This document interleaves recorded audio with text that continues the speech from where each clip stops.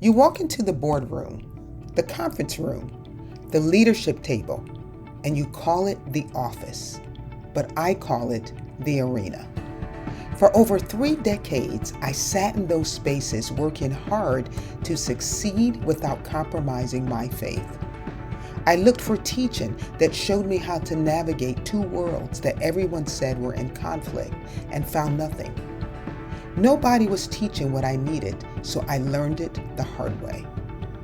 Now I am here to give you what I could not find.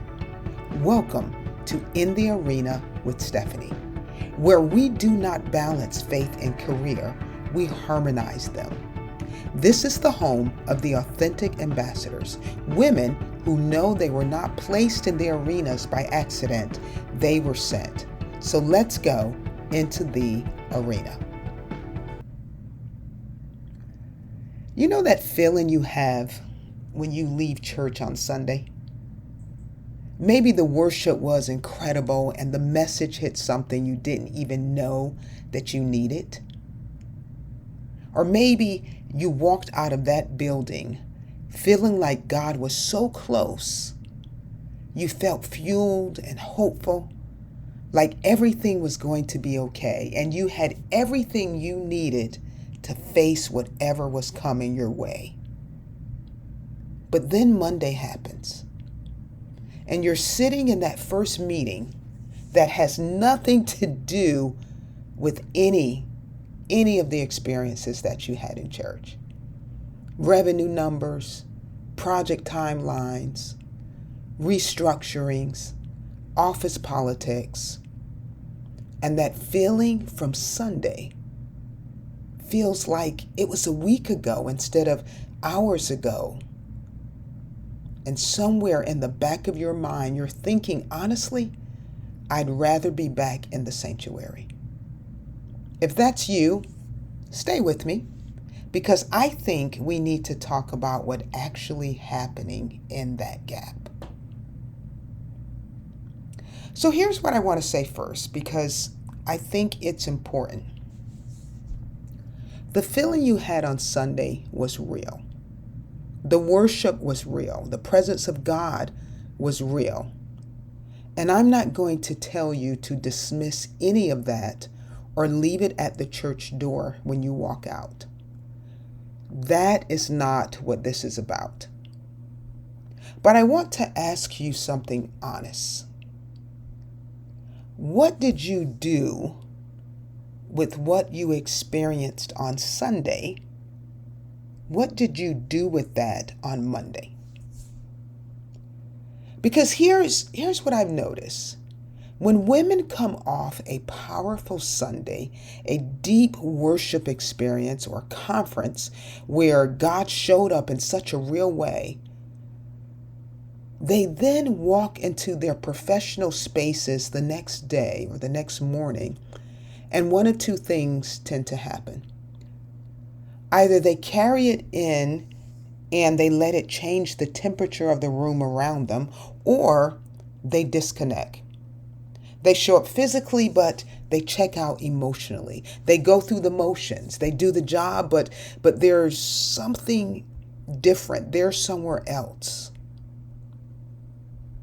And the second situation that I mentioned, that one is the problem. Not because she's doing anything wrong exactly, but because the people around her, they can feel it when she's checked out. They can't name it, but they feel it. And what they see is not a woman who just came out of the presence of God. What they see is a woman who doesn't want to be there. A woman who doesn't care. And this is the opposite of what the ambassador intended. See, the ambassador went to church and she got filled up with something real. She got filled up with peace and joy and power and even clarity. But then she walked into Monday and she spent that fullness on disconnection instead of spending it on the people that were sitting right in front of her. Now let me be clear about something. I'm not saying that she has to leave all of that behind when she gets to work. And I'm definitely not saying that she needs to perform, keyword here is perform, her faith for the room, or make every meeting a revival by pulling out her Bible and speaking to people about how they need salvation. That actually won't win them. Nobody is standing up in a Monday morning budget review with their hands in the air, singing their favorite worship song. That's not what this is about. And if that's what you're doing, you might want to consider changing that, because it's probably not giving you the results that you thought it would.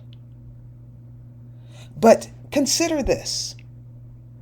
The peace that she felt in worship, that peace belongs in the room. That peace belongs in the meeting. It belongs in that tense meeting where everyone else is reactive, but yet she is grounded. The joy that she felt on Sunday and carried out of that service, that belongs in how she treats the person sitting next to her at the conference table who may be having a terrible day already and doesn't know where to turn. The clarity that she got from being in God's presence, that belongs in the arena and how she leads when the pressure is high and the answers aren't obvious. And so when you hear me talk about harmonization between faith and career, this is what I mean. So I want to spend just a few minutes on this important topic. You see, we've been sold the idea of balance, the idea that faith and career are two separate things that need to be carefully managed so that neither one tips the scale too far. But that thinking and that framework assumes that they're in competition, but they're not.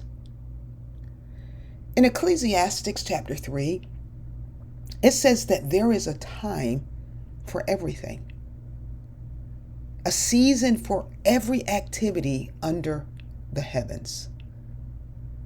And that's not a passive observation about how life works. That's wisdom about how to move and how to operate in your life. You see, there is a time to be in the sanctuary with your hands raised, and there is a time to sit in a boardroom and let the fruit of that worship be the most powerful thing in the room. Both matter. The question is not which one is more important. The question is, what does this moment require of me? And what did Sunday give me that I can bring into it? That is harmonization.